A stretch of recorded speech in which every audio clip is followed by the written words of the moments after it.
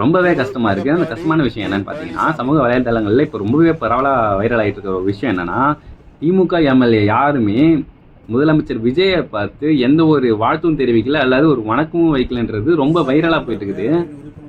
முன்னாள் முதலமைச்சர் எடப்பாடி பழனிசாமி அவர்கள் வணக்கம் வைக்கிறாரு. பிரேமலதா விஜயகாந்த் அவங்க வணக்கம் தெரிவிச்சிருந்தாங்க. பன்னீர்செல்வம் அவர்கள் வணக்கம் வைக்கிறாரு. மற்ற எம்எல்ஏக்கள் யாரா இருந்தாலும் வணக்கம் வைக்கிறாங்க. ஆனா திமுகவை சேர்ந்த எம்எல்ஏக்கள் பொறுப்பேற்க வரும்போது ஒரு வணக்கம் வைக்கல, அல்லது ஒரு பார்த்து வாழ்த்துக்கள் கூட தெரிவிக்கல, ஒரு பார்த்து ஒரு சிரிச்சிட்டாவது போயிருக்கலாம், அந்த மாதிரி கூட பண்ணல.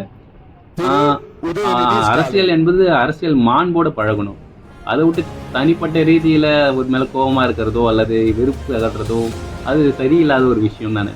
தமிழ்நாட்டு அரசியலை பொறுத்த வரைக்கும் யாராக இருந்தாலும் முதலமைச்சர் சீட்ல இருக்கும்போது ஒரு எம்எல்ஏவா பொறுப்பேற்க போகும்போது அவங்களுக்கு வணக்கம் வச்சோ அல்லது வாழ்த்து தெரிவிச்சோ வரக்கூடிய வழக்கம் என்பது தமிழ்நாட்டுல இருக்குது.